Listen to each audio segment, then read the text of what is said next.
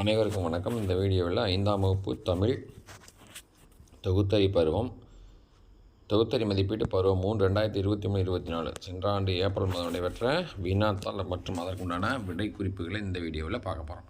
சரிங்களா? 60 மதிப்பெண்களுக்கான வினாத்தாள் அட்டவணையில் உள்ளவற்றை படித்து வினாக்களுக்கு விடையளிக்க அப்படின்னு கொடுத்துருக்காங்க. உலகம் என்ற சொல்லின் வேறு பெயர்கள் யாவை? கடையேழு வள்ளல்கள் யார்? வள்ளல்கள் ஒருவர் யார்? புறாவிற்காக உடலை தந்த மன்னன் யார்? இதுதான் 2 கேள்விகள்.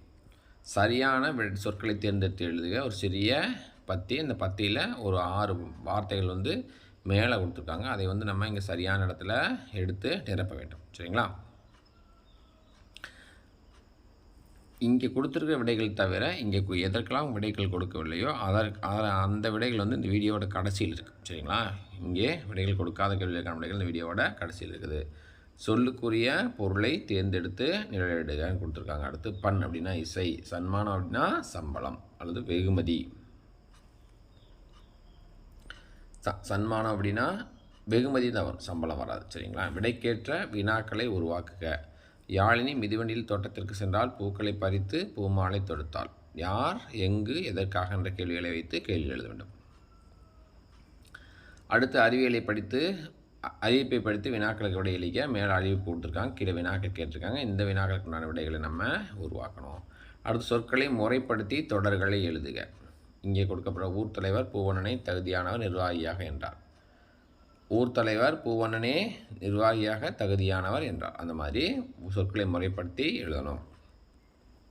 ஊர் தலைவரின் முடிவை மக்கள் மகிழ்ந்து ஏற்றனர். அடுத்த தொடரில் உள்ள இணை சொற்களை எடுத்து எழுதுக. நேரிணை அப்படின்னா கண்ணும் கருத்துமாக.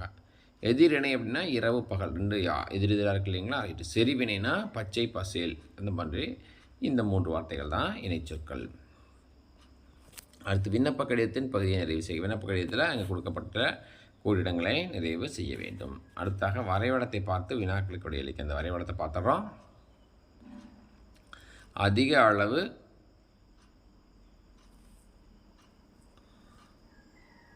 பக்கங்கள் படிக்கப்பட்ட புத்தகத்தின் பெயர். அரியமதி நூலகம் சென்ற கிழமை. அரியமதி சிலப்பதிகாரம் நூலில் படித்த பக்கங்கள் எண்ணிக்கை. இந்த கேள்விகளுக்கு பதில்களை எழுதணும். அடுத்து குறிப்புகளை கொண்டு கதை உருவாக்குக. அடுத்து பத்தியை படித்து வினாக்களுக்கு விடையளிக்க. மேலே பத்தியை படிச்சுட்டு வினாக்களுக்கு விடையளிக்கணும். சிறு சேமிப்புக்கு ஒரு சிறிய கட்டுரை ஒன்று எழுத வேண்டும். அடுத்து இங்கே பதில் கொடுத்துருக்காங்க. உலகம் என்ற சொல்லின் வேறு பெயர்கள் தரணி பார். கடையில் வளரில் ஒருவர் வல்வில் ஓரி. புறாவிற்காக தன் உள்ளே தந்த மன்னன் சிபி மன்னன்.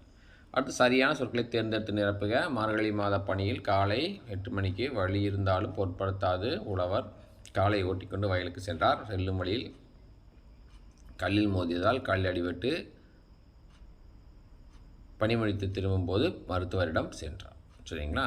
சொல்லுக்குரிய பொருளை தேர்ந்தெடுத்து எழுதுக. பண்ண இசை, சன்மானம்னா வெகுமதி. விடைக்கேற்ற வினாக்களை உருவாக்குக.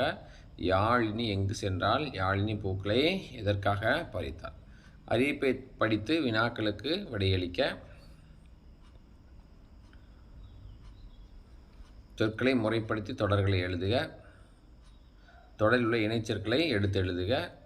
விண்ணப்ப கடிதத்தை நிறைவு செய்க. சரிங்களா?